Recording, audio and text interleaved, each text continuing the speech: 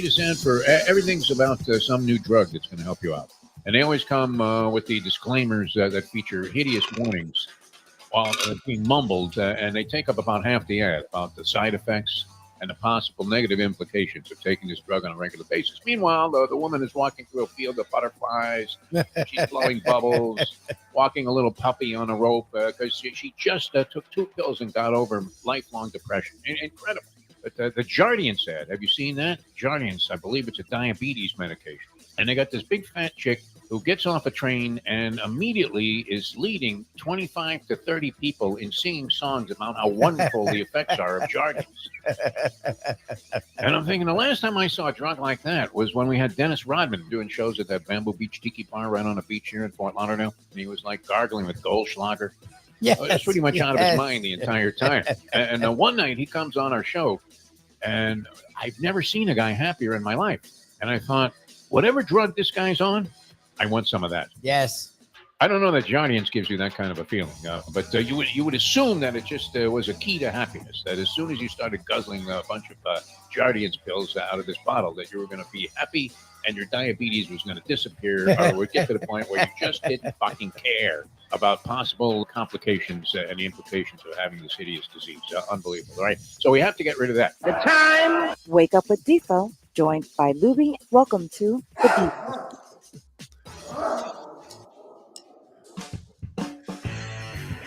All right, welcome to a Degenerate Friday edition of the Defo Show. Jeff DeForest and one Mike Lubie. Lubitz with you. Lubie is still wiping his eyeballs after gargling with Visine last night. And you went wall to wall? You went all day long? You went Jim Sarney? I passed out around 11:45, so I didn't watch the Gonzaga finish, but I watched. Gonzaga was already playing. What was the Kansas game? I missed the Kansas game. It was like halfway through when I went to bed. I was watching. That's the funny thing about the first day. Like everything starts to freaking blend together. I'm trying to remember, like, because. So you have no recollection, Mr. Nixon, of those 18 minutes? I was keeping track of the Drake Washington State game was like the last. I was keeping an eye on that, and it wasn't done. That game was like halfway through. We buried people on that game, by the way. Buried them. Every media member buries people on that fucking game. I was keeping an eye on that game, and Kansas Sanford, I guess, was going on because it was 11:45, but it wasn't like near the end. Wild, frantic comeback to cover the point spread by Sanford. Yeah, which was another cutesy team that a lot of people like. I think we gave that out as a pick. Pete Shepard, our buddy Pete Shepard from the Tony Bruno Sports Network, loved Sanford in that ball game. They looked at you covered, and you suppose. And I wish I want to see what happened at the end, because supposedly, like, there was a horrendous call, and that's the only reason Kansas won. Like Sanford felt like they were about to win, and they called a really bad call. I still can't tell, man. When you look at Bill Self from the front, that does not look like a hairpiece. I told you it wasn't. It does not. I mean, until we saw him in person, and I mean, flipping the back. If it hangs off the back weird, that normal people hair doesn't do that. Doesn't do that, right? I mean, my hair is like sticking out weird in the back. My hair there. doesn't either. It's attached to my head. Yeah, his hair came off of his head. Like, I remember, I took a picture. I don't have it anymore. Like right behind him, and you could see it lifted off the back of his head, which is not what your own hair does. Never mind the hair. I don't know why we always get on that. I guess because it's funny, but nonetheless, I mean, you have to say this, that even if you're like one of the most negative sports fans, even if you think everything sucks, you think everything is fixed, which it may well be. I mean, if Shohei Ohtani can be bought, what the hell are we talking about here? Guy's making $700 million a year. Who knows that he has a degenerate gambling problem, which we got into yesterday. Brandon Lang was on the show. If you caught the little bonus coverage that we had yesterday, well, we didn't know this was going to come from Brandon Lang. We thought he was going to pick some games, and actually he did. And he did very well, Lubie, on the program yesterday. I have his picks. He liked Duquesne. And they were getting 9.5, I think, Duquesne. Is that possible? Duquesne was getting 9.5 in that ball game. They hadn't won a tournament game since 1969, supposedly. Yep. I think that was the year. The last time they won. Okay, is that possible to go? I guess you have programs like Oakland that never won a tournament game other than a play-in game. Which, does a play-in game count? If you're playing in, are you in the tournament? No, you're playing your way into the tournament, so it wouldn't count as an official tournament win. I think they sort of count it, but I think officially, I guess it comes with an asterisk, a qualifier, for me, parentheses. Yes. For me, it does. I don't know what they do officially in the NCAA tournament lore, but I wouldn't count it as a goddamn win. It's usually doesn't seem to be counted officially as a tournament win because they were clarifying this whole thing and quantifying it and qualifying it yesterday with Oakland, saying that and Oakland is not from California, which is your first instinct is to think threw me off. I would never have known that. Right? Where are they from? Oakland Park Boulevard? I don't know. Where the fuck are these guys from? They're from Auburn Hills, Michigan. Oakland. They've had a coach that's been there for 40 years. That's a great story. Greg Kempe. And how weird is it that Greg Kempe can take a bunch of guys at Oakland and somehow beat John Calipari and these blue blood studs, hamburger All-Americans at Kentucky in the one and done. Now, Calipari was kind of lamenting after the ball game because I guess he was doing his best to stave off the obvious question is there anyone, John, that has done less with more than you in the tournament in the last, couple of decades almost? Well, right? That's the funny thing is you'll point to the last 5 years where they only have one win in the last 4 to 5 tournaments. But honestly, they haven't done much. Been there. They've made Final Four, plural, I think. They won one title. They won one title. Yes. That's it. Like they every year they literally I know the last 2-3 years they sort of struggled. They didn't struggle, but they weren't getting the number one class. But last year they did. Last year they had one of these legendary classes. And almost every year before the last 3 years, it was a top 1 or 2 class. You had all the talent, and all you have is one title to speak of it, and 2 in his career, because Memphis won that one with Derrick Rose, and then he won with Kentucky. Like, once. I mean, that. And now he's on a run where the last 5 years are pathetic. Yeah, they made the second round once, I think, in the last 5 years. They also got knocked out by number 15 St. Peter's in 2022. And then subsequently by a 14 seed when they're a 3 seed, getting beaten by Oakland last night. That, though, if that wasn't exhilarating for anybody that was, even if you got involved in that ball game late. Now, I watched Oakland's conference championship game, and I thought, and I hate to say this because I didn't do it, Lubie, right? It's like, I told you the 3 was going to win. Exactly. It's like, well, you got any money on it? No, I didn't bet it. Go fuck yourself. Fuck up. So I'm putting myself in a go fuck yourself to Forrest situation. I really am. Yeah. Exactly. I can feel it. I can feel it coming from the audience. Go fuck yourself, DeForest. You didn't say anything about it yesterday, you pig. P-I-G, my friends. But this is part of being a degenerate, and mine bets are, fortunately, most of my bets are mine bets these days. Otherwise, I'd be, even more broke than I am. But I started to mention Oakland as a team that might have a little bit of a shot to do something. Mm-hmm. Okay, they were getting them, I think, 11.5 points in this game, something like that. And I started to say, well, geez, I like these guys a little bit just based on what I saw, but it's the old Les McCann song, trying to make it real compared to what? I mean, what are we talking about here? Do we know when you watch a team in a conference tournament game in a weenie conference, is that the same as taking on these Kentucky Blue Bloods? I don't know that I've ever been in a place when we've gone a couple of times to Keeneland, and my buddy Todd Schrupp there from FanDuel DV, mm-hmm. he invited me to go to the Midnight Madness that Kentucky does. Right. Which I didn't attend, of course.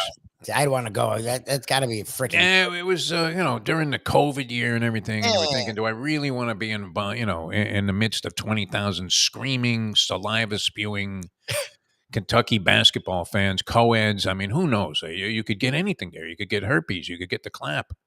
I mean, COVID would have been an easy spread at that time.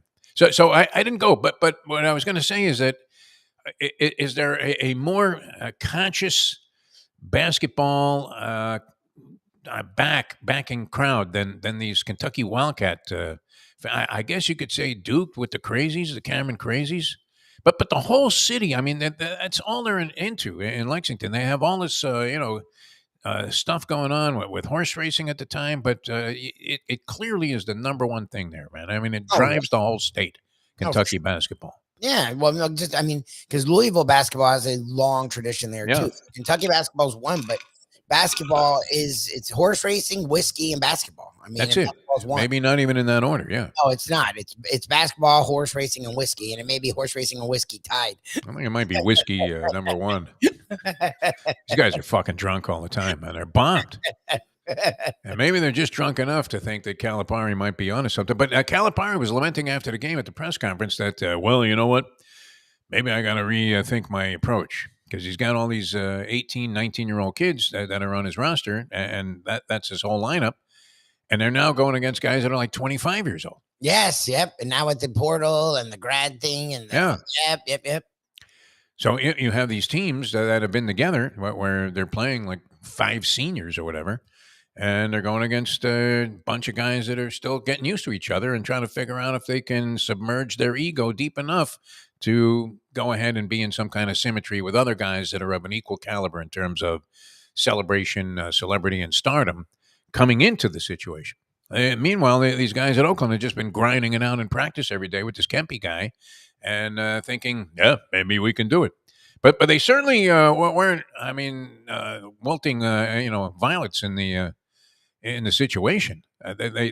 They couldn't have seemed any more cocky or confident, could they? This guy's hoisting threes like no tomorrow, and they were doing a bunch of interviews. I saw him 3 or 4 times after the game, Jack Golke, and he was like, yeah, fuck, you know what? I'm going to rest my arm up for a day, put a little ice on it, and I'll be cranking them up again Friday night. Watch for that. Whatever it is, Saturday, I guess it would be. So that was good.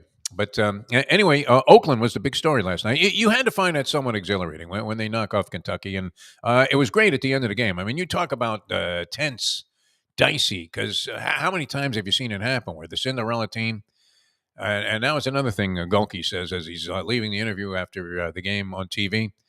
He looks at the camera and says, we're not Cinderella. Like, watch out, we're for real. I like this guy. Cocky attitude. Great. And it seemed like a real, gentleman, well-rounded kid, kind of guy that you could root for, although he did look like he was about 27 years old. Yes. Shouldn't this guy be like with some tech company somewhere in his 5th year?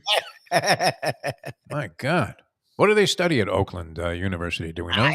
Are they known for anything besides this coach, Kempe, who's been there like 100 years, 40 years? I've seen them in the tournament before. They obviously didn't go far. Well, they never won a game inside the tournament. I didn't know they were in Michigan. I assumed that they were in Oakland, California. So that's what I thought when I first saw them.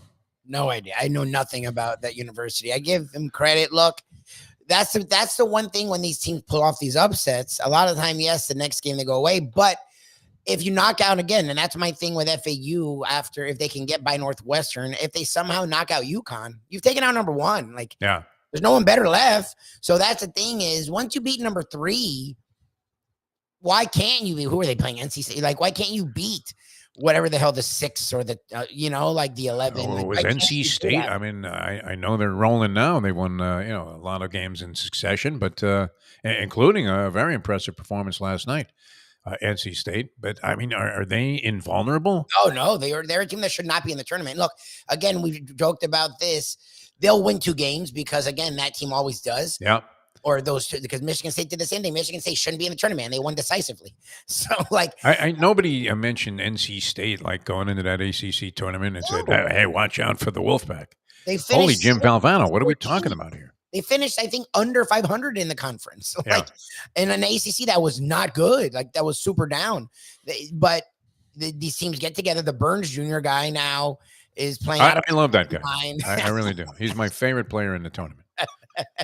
Golke won me over a little bit last night. I think that was great. Any guy that has the the chutzpah, I guess you would call it, to jack up 23s in a ball game. Don't you have? I mean, holy Pete Maravich, this guy, and those were his only shots. He doesn't. If he gets inside the 3-point stripe, he panics. He doesn't know what to do. Like, what the fuck am I doing in here? Right? You ever been trapped in the paint there? All of a sudden, there are 4 guys around you, and the ball's around your kneecap there, and you're just hoping somebody doesn't jam it into your crotch. You're screaming, anybody, give me a timeout. Coach, where are you? Exactly.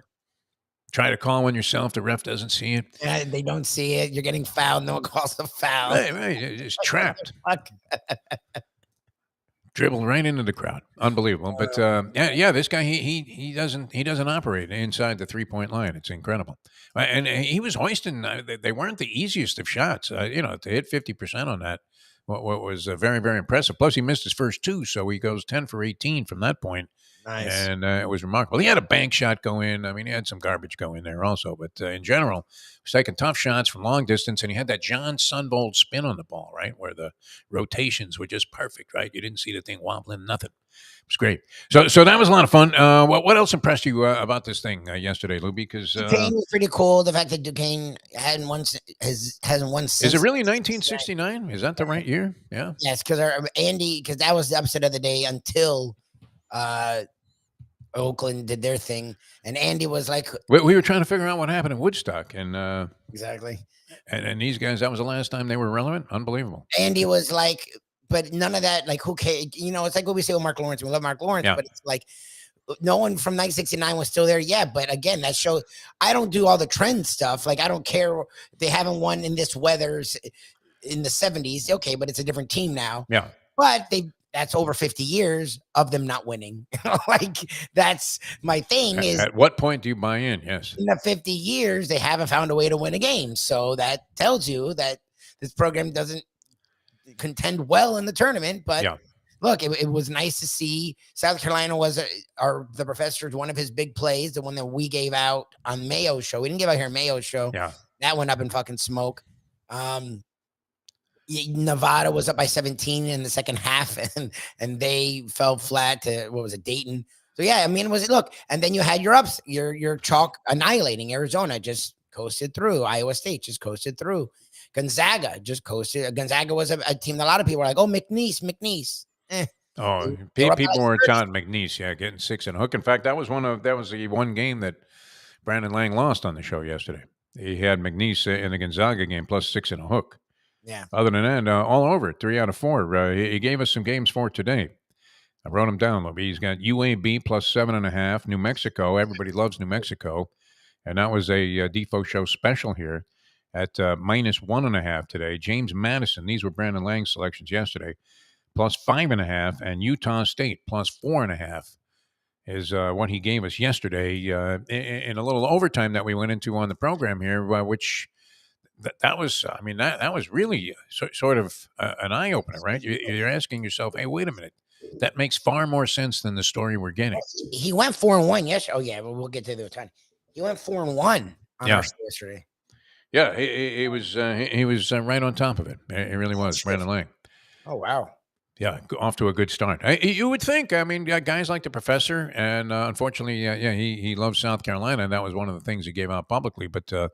It wasn't a Hank Goldberg thing where Hank would go on the air after going 0-5 on ESPN and go, yeah, went on 5 on TV, but I made money. I tell you what, I had Monday. Wait a minute, you buried your fucking adoring public. On our show, you're going to tell us you made money now? Get out of here. Monday he gave Michigan State and Gonzaga, right? Weren't those the two? I don't think he even brought up South Carolina really. Who's that?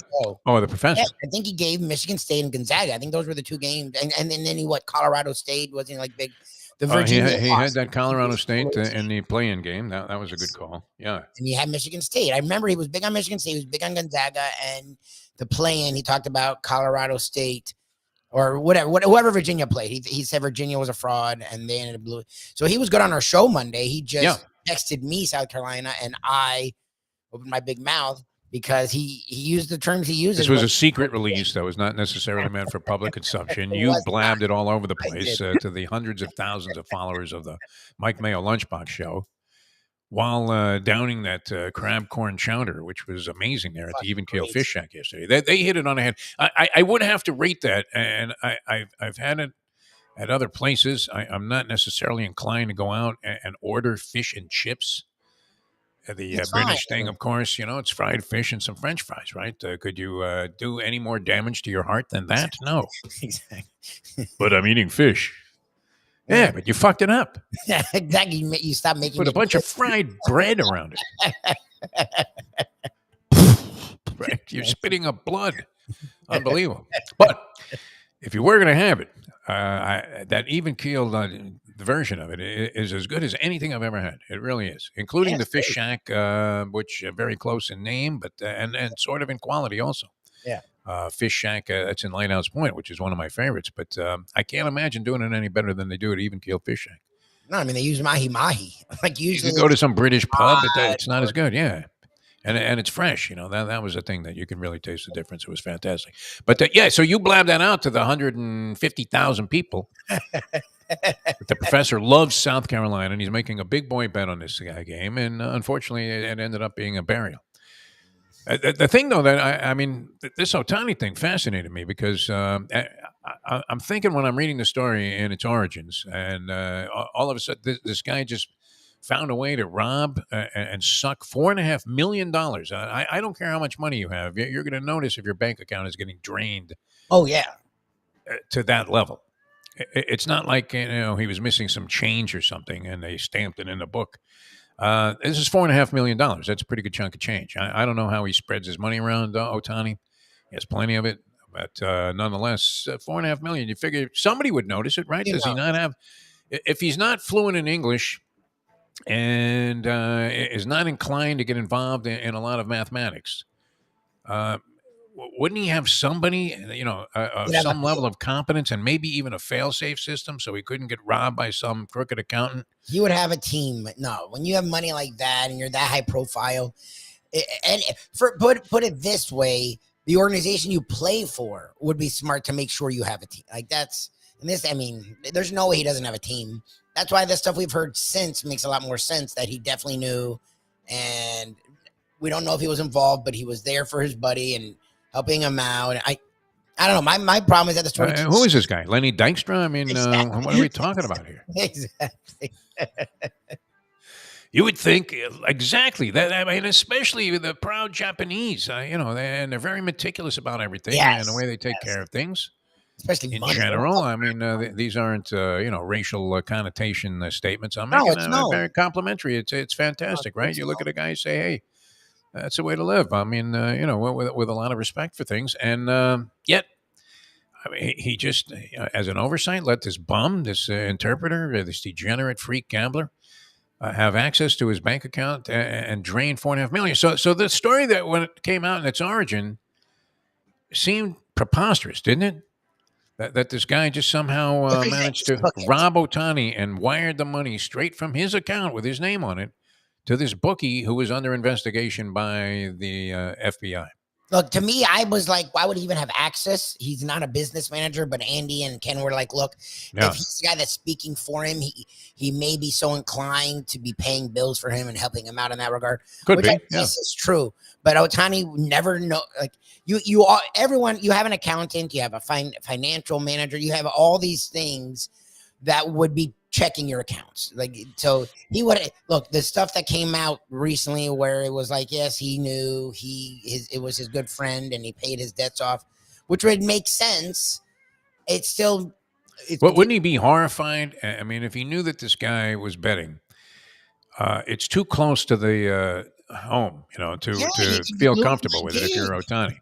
He would have to get rid of the guy no matter what. I mean, it happens, right? Even among the best of friends where the guy screws you over or puts you in a situation which could jeopardize your $700 million career and, impact the impression of the so-called integrity of the game also, which is the big thing, right? Rob Manfred Mann would be freaking integrity of the game. That Pete Rose, man, he can't even sniff a fucking ballpark hot dog. That's true. Right? You want relish, Pete? Fuck you. You ain't getting it here. Like they turned it back on the all-time hit leader because he, in this case, he was doing something that was messing with the integrity of the game, even if he was betting on his own team to win, which we don't know. Yeah, but again, once you go down those paths, there's no boundaries anymore. Well, and once you're in the hole, I mean, that's what you were talking about yesterday. You're in the hole, $4.5 million. I don't care how wealthy you are. If you thought, well, geez, you know what? If I just give up a base hit here or whatever, they're going to let me off the hook. It might be that kind of implication is there, right? Where it's possible that you have tainted the so-called integrity of the game to the point where you can't be trusted, and where it's a negative impact overall.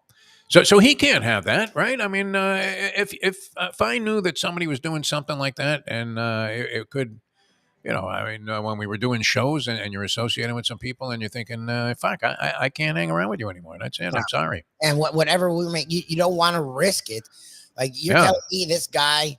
First of all, if it didn't happen yesterday, so you would think it would happen when he was an impending free agent and he knew he was about to make anywhere from $600 million to $1 billion. Yeah. Like he's gonna risk that. You can find another fucking interpreter. Like, Exactly. Yeah. or make him a part of the crew that's in the background. Like Nobody knows if the guy's giving you the straight story when he does the interpretation anyway. We don't know. Maybe Ohtani said, hey, listen, all you guys are assholes and you can go fuck yourselves. And the guy says, he has great respect for the American press, and he really loves the way sports are portrayed here in the United States. I know. Well, we don't know what the fuck the guy's saying. Anyway, it does seem odd. And Lang was implying that this guy, Bauer, maybe gave the name Ohtani, and he was in a situation where, as we say, they sit you down in front of the lights there, and they say, you know what, we might be able to soften the blow. Who were some of the people you were dealing with? You got anybody that might be of interest to us? And he goes, does the name Shohei Ohtani ring a bell with you guys? Exactly. So Lang implied that he was in the hole on his own, somewhere to the tune of possibly up to $25 million, betting soccer with this Boyer, the bookmaker out of California, who was getting nailed in an investigation that had nothing to do with Ohtani. And then the next thing you know, this story evolves. Are we being fed a crock of shit, Lubie, by the American press? It's just and the world press on this. Pivoting. Like the fact that the story keeps changing, that's not something police like to hear. That usually is what piques the interest of detectives when they're looking into something. It becomes less believable as it changes for the fifth time. And I get it. Sometimes you are nervous, so you say this, and that doesn't mean you're necessarily guilty of the exact thing they're accusing you. But to keep changing it, first he didn't know, then he knew, he didn't know. Okay. In your previous conversation with us, Mr. DeForest, you stated that you didn't know this guy. Right? Exactly. Now all of a sudden he's your best friend. Huh? I mean, what are we talking about here? Very interesting stuff, but none of that surfaced today, Lubie. I would imagine that this will be somewhat of an ongoing investigation. Would you think? Would it be worth it for Major League? Is it as scathing an indictment though against Major League Baseball if Ohtani was betting, even if he was betting on baseball? Does it totally damage? Oh yeah. This is the implication that just this little taste of impropriety, possibly, is a threat to the game overall. Those were the columns today, and I would imagine newspapers around the world or whatever sources you're getting your sports stories from. But Mike Vaccaro even was all over this.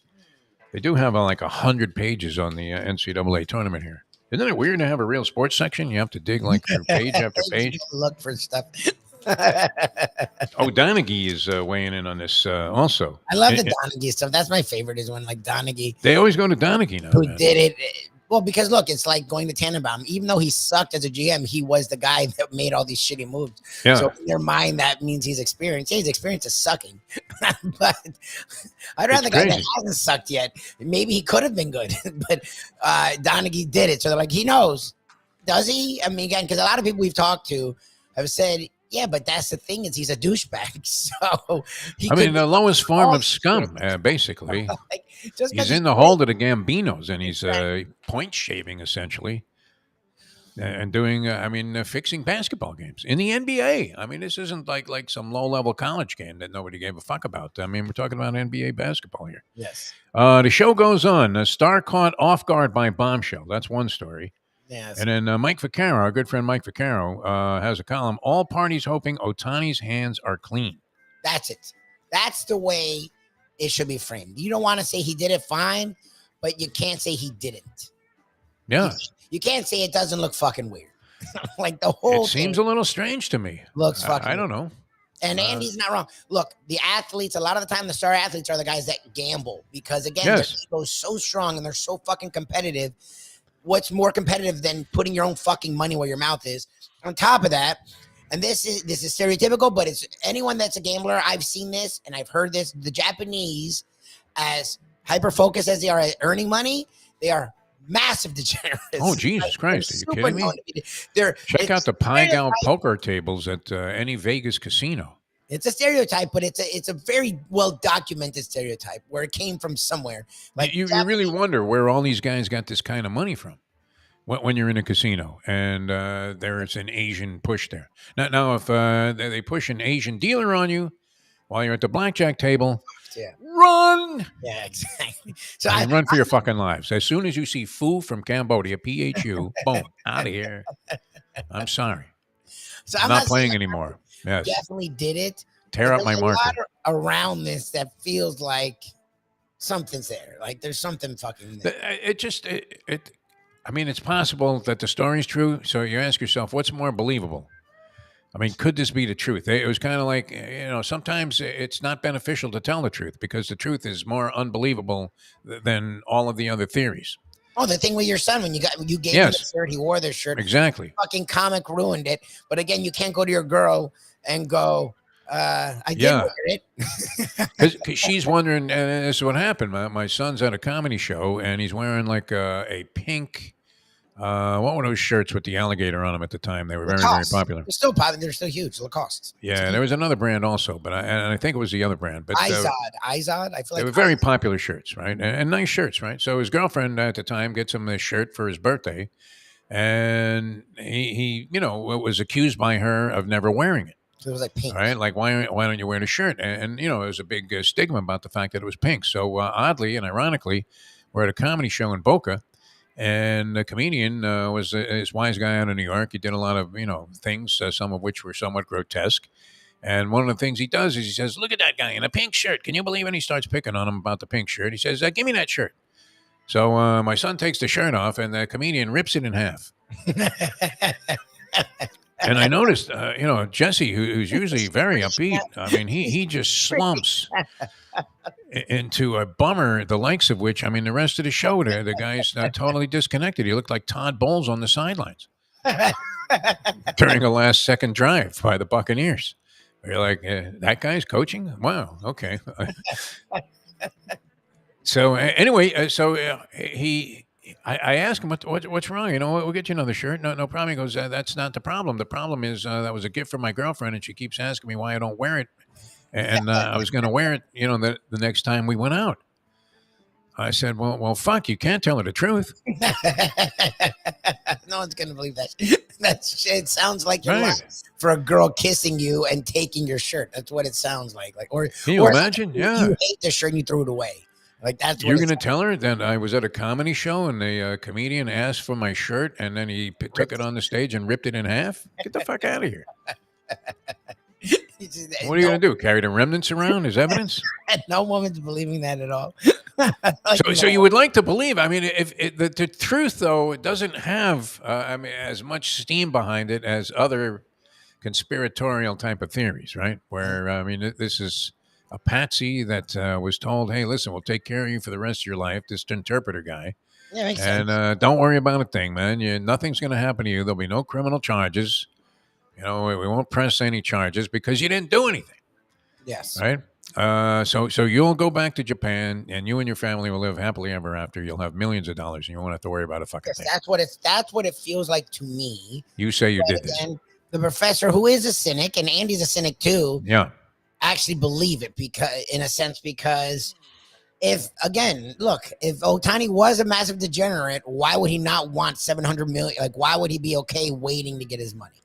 I can't fight. Well, because he had so much money, it didn't really matter, right? But again, degenerates usually don't care. It's never enough, right? Yeah. Like, it's never enough. You want to know you have that as your bankroll.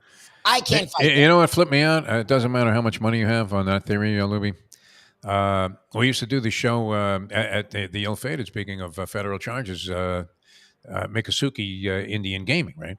Mm-hmm. So we're doing these television shows down there, and we used to pay the guests $400 for coming out. Oh, wow, that's fucking cool.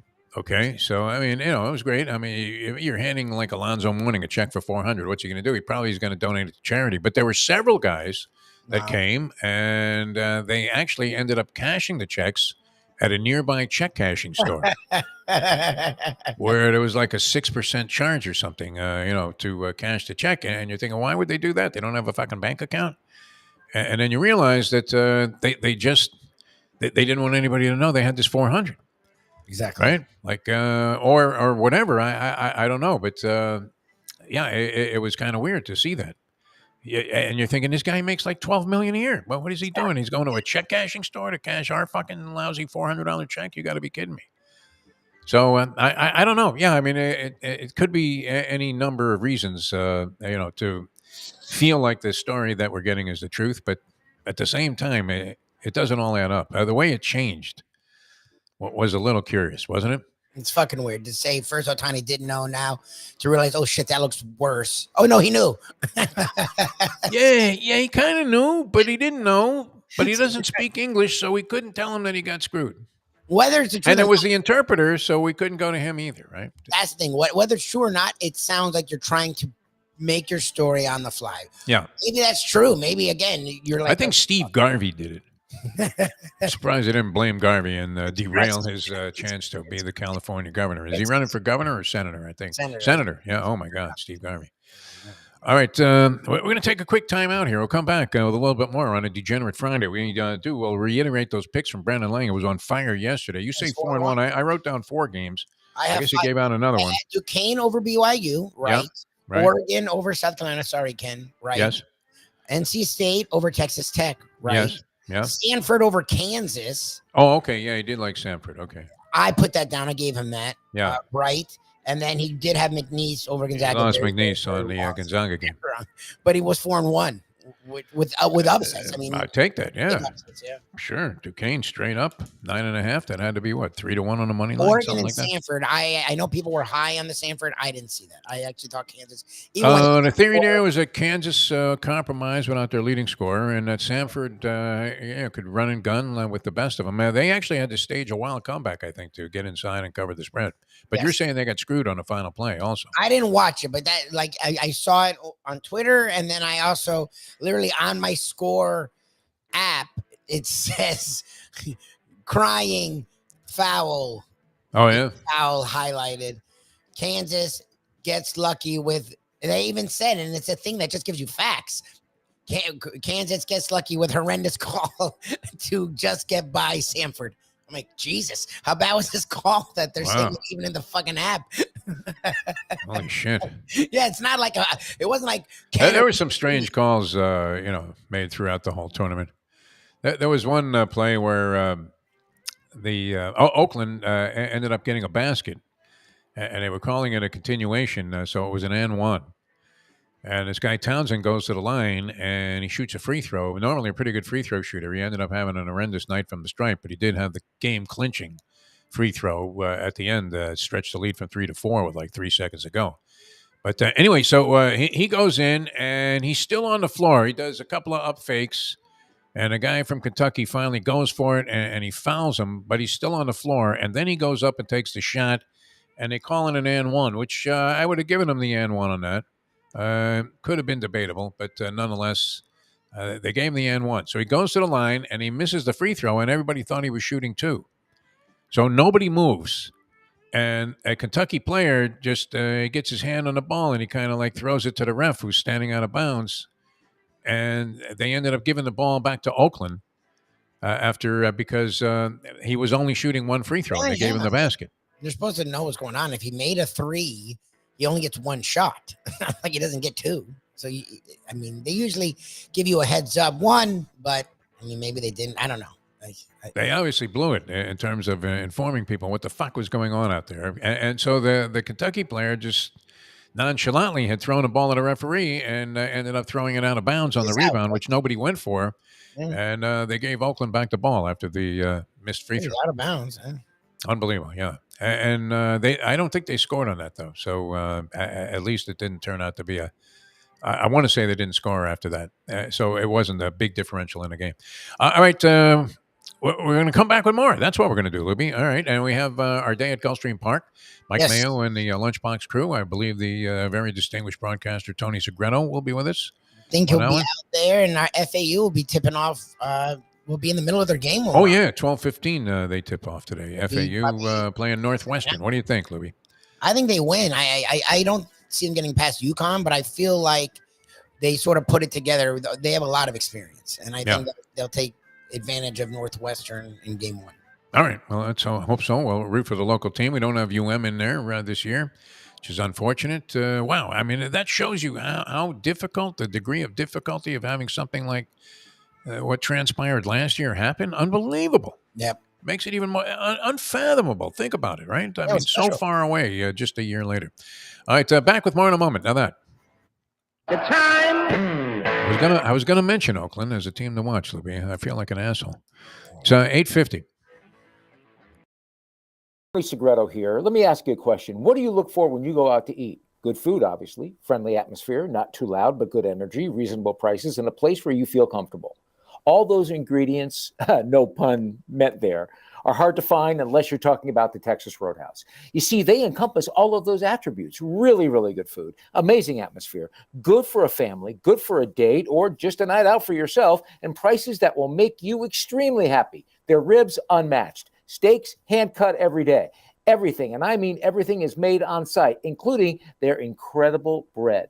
It's the one day, folks, that you can forget about low-carb diets. Trust me when I tell you, Texas Roadhouse, your restaurant, your destination when you say, where should we go and eat tonight? From the newly renovated sports bar to the beautiful bayside views captured at the Tiki Bar, Jimmy Johnson's Big Chill has it all. Located at mile marker 104, the Big Chill also offers waterfront dining while experiencing breathtaking sunset views of the Florida Keys. It's simply the hottest spot in the Keys to cool off. That's Jimmy Johnson's Big Chill at mile marker 104 in Key Largo. For more information, call today at 305-453-9066. This comes from the great Defo Lama. It's the bets you don't make, the chances you don't take, that can compromise an otherwise incredible life, my friend. The only way to get your morning started is with Defo, joined by Lubie, right here on The Defo Show. All right, here's another weird aspect on the Ohtani story, and this is out of a subhead on a John Heyman Inside Major League Baseball column. And it says, Superstars can't push his narrative. He's a baseball savant, but a financial idiot. He would have to be, because right, you would cut it off. You would either have known for a long time, and like that's the other thing too. Andy was saying and Ken was saying, and like once you start chasing money, you're not going to win. You're going to lose more. Like you're not going to magically get on that heater. Like I know Paulie Manning's had, and your track caller friend has saved their ass on that one last race that they were playing the guy. But the reality is, usually when you're down like $300,000 and you start putting more and more money in, you're gonna be down. It just gets worse. Yeah, $1 million. Like you're not gonna hit and just match. That's why the bailout stories are always great. Yeah, because they're rare. Yeah, I mean, it doesn't happen. You just keep upping the ante, and eventually your bankroll runs out. I mean, for this guy to be betting $4.5 million, though, it does seem kind of strange. And if you're the bookie, are you really taking the interpreter's $4.5 million worth of action? Well, that's what. And it makes sense. Like if he keeps throwing out Ohtani's name, you know what Ohtani's worth. So it's probably worth it to you, because eventually you would presume Ohtani would save his ass, which is supposedly what happened. I don't know that I would assume that. No, I wouldn't. But if it was me that was going to be owed $4.5 million, that I was willing to book, having the obligation to pay him the $4.5 million if he wasn't such a schmuck. When it came to who's picking games for Ohtani, that would be the question. That guy sucks. I mean, when you talk about Barry, what are we talking about here? Stu Feiner? Is he calling a hotline? Brazil. What the fuck is Ohtani doing? Soccer. Is he betting on soccer? F. Not only is he losing his ass, but he's bored to tears watching this crap transpire. And imagine how boring it is watching soccer if you're backing the losing team. Exactly. Oh, my. Are they ever going to get a shot off? I don't know. Well, they have one shot on goal so far at what was a real excellent scoring chance, a high percentage scoring chance. Great. So anyway, that's the Ohtani story. Is it believable or not? That would be the big question. I don't know how believable it is. There have to be some implications there. And whenever they tell you, who was the wide receiver for the Dolphins that was up on federal trial on a credit card fraud thing? And Tony Parker. No, not Tony Parker. Oh, Tony something. Oh, Jesus. Something along those lines. Yeah. Oh, my God. I can't. Okay, so I knew his attorney. That's annoying. And he said that he opened the trial in defense of this guy by saying, my client is stupid. and he just showed how dumb. And he got him off. Tony Martin. Tony Martin. Very good. He's good. I liked him. He was a likable guy. I mean, you wouldn't expect this guy to be in some kind of federal trial jackpot.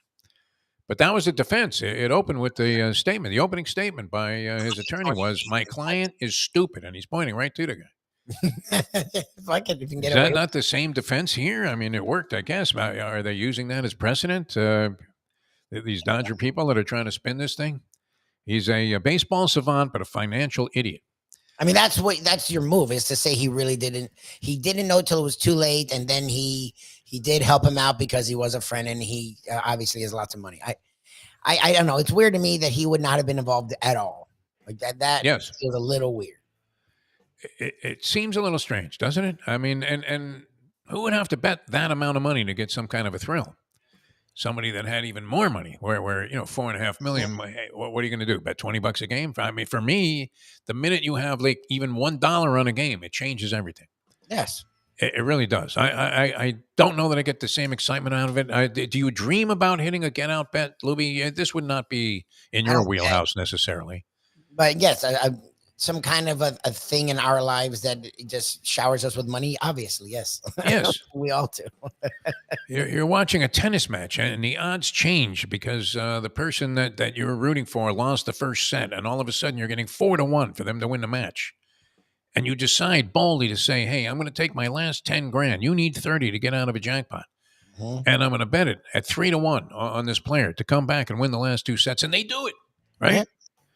Good for you. That's the way it works out in the dream. I was going to say. Yeah. In real life, the guy goes on, not only does he not win the second set, but he breaks his ankle in the third game and is carted off the court. And your money is just, there's your 10 grand, your last 10 grand, your only chance to get out. And it goes right by the wayside. All right, so we like a few games today, according to Brandon Lang. Anyway, these are Brandon Lang's picks. So I wanted to reiterate those because he was red hot yesterday. UAB plus 7.5. New Mexico, who everybody loves, minus 1.5, Lubie. Mm-hmm. James Madison plus 5.5, and Utah State plus 4.5 in their ballgame. Yep. Those are the Brandon Lang selections. Lang yesterday was 4-1 right here. He was here on the show. Those are documented picks. So yeah, starting strong, my friend. And the professor so far on our show, I think is 3-0. I feel like I know he. Guys are very good at this time of the year.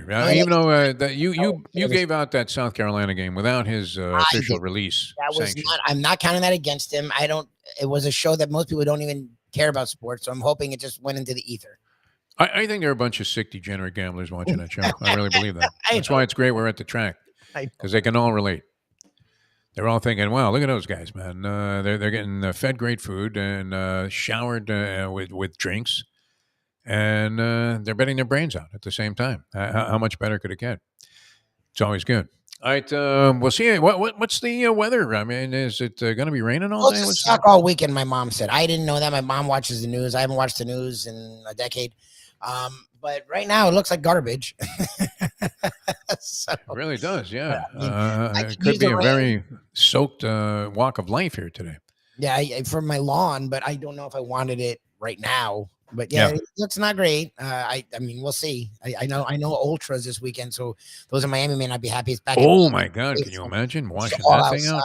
So that'd be a fucking disaster. Where'd all those people go if the ultra thing is called? There's nowhere. I've been to it at Bayfront. There's nowhere to. I've never been there where it rained, but like there's no. Everything's outside. It's Bayfront. I mean, it's a fucking field. They put up stages. But it's I mean, if they call the thing off and people are stuck with the rooms for the weekend, I don't know if they call it off. I mean, I think they don't. Oh, they have it rain or shine. Are you kidding me? I think I've never been involved. I've been only I've been 3 times. It never rained in the 3 times I've been. So I don't know. It's always my favorite distinction on a ticket: rain or shine. We don't give a fuck. Yeah, I don't know if it says it. I don't know what they do. I know they do care about safety, obviously, but it's not a sporting event, so I don't know if there's rues like that. I have no idea.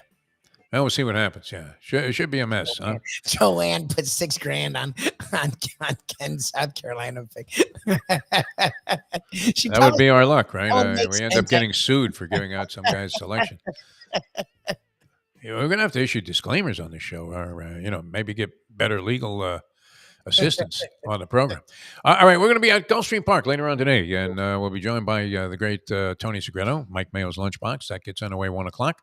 And we wish everybody, if you're not going to be able to join us then, a great weekend. We'll see you on Monday.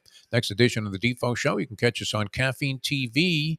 Just Google Caffeine TV, The Morning Briefing, and you'll see some of the stuff that we're doing there, which has been turning out pretty well for us. So thank you, everybody, for your support, and we'll see you next time. Sorry, we apologize. The professor, obviously, a long night for the professor. Yes. He, after trivia last night, which gets done around 8, he then went and met a friend at the Hard Rock. So I wasn't sure if we'd be seeing him this morning. Oh, there was no chance. What are you talking about? Gonzaga hadn't even started at that point, and that was his big play of the day. And they were coasting, so I'm sure he was enjoying himself. Oh, he had to be. Yeah.